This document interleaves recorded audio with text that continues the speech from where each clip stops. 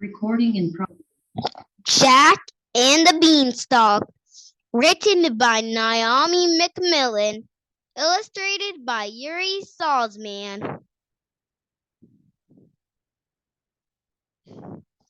Once upon a time, there was a poor boy named Jack. He and his mother were so poor they didn't have enough to eat. One day, when there was nothing left at all, Jack set out for the market to sell the family cow. As he went on his way, Jack met an old man who offered him magic beans in exchange for the cow. Magic beans, thought Jack. Won't Mother be surprised?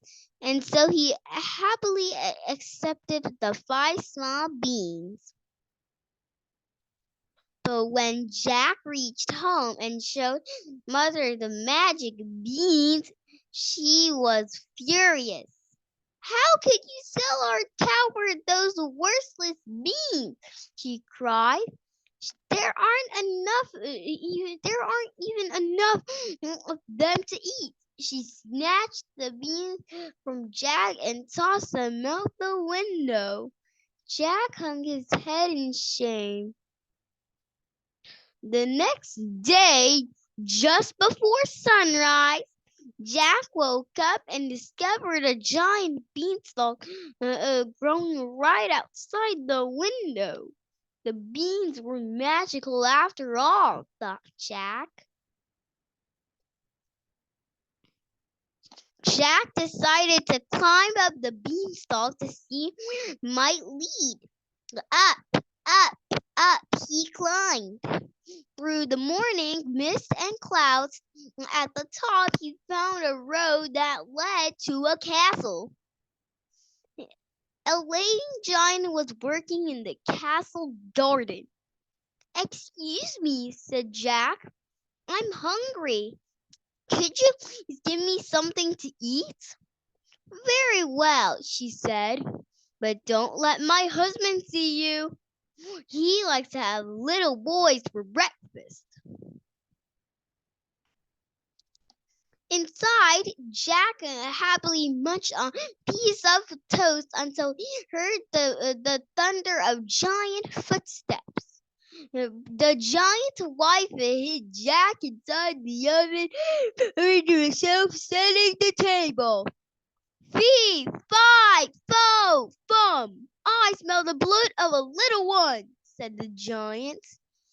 "You're mistaken," said his wife. You're smelling the bones of the boy you had for your supper yesterday." Luckily, he believed her. The giant ate a huge meal and fell asleep.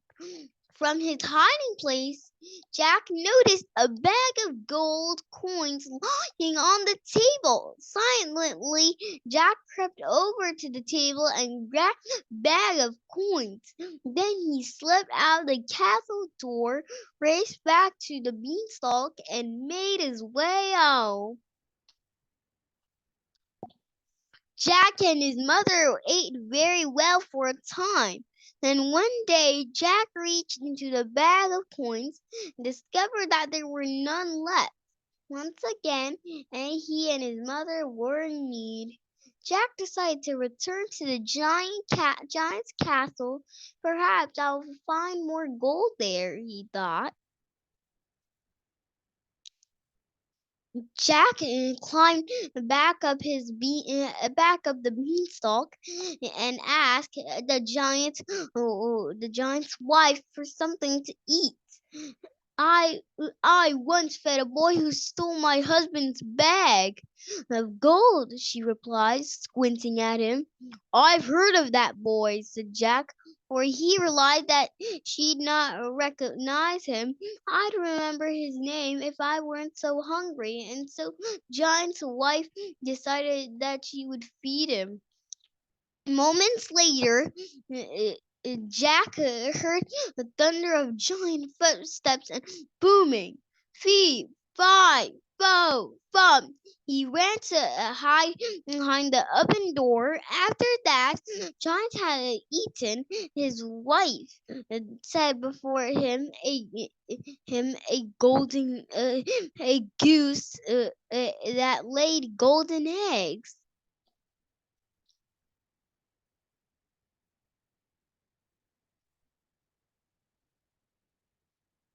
After the giant had eaten, his wife set it before him a goose that laid golden eggs.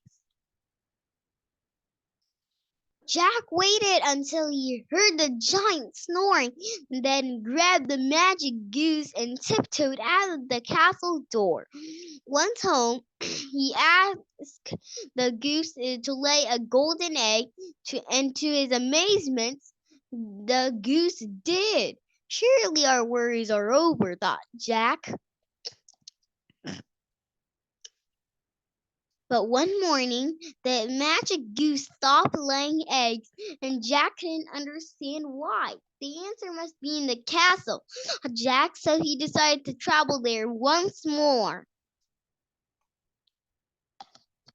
This time, Jack entered the castle on his own and hid in a copper pot.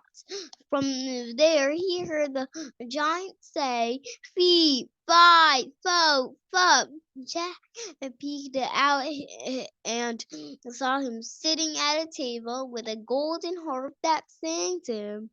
As soon as the giant was asleep, Jack grabbed the golden harp and ran. But the harp called out, "Master, master," and woke the giant before Jack could escape.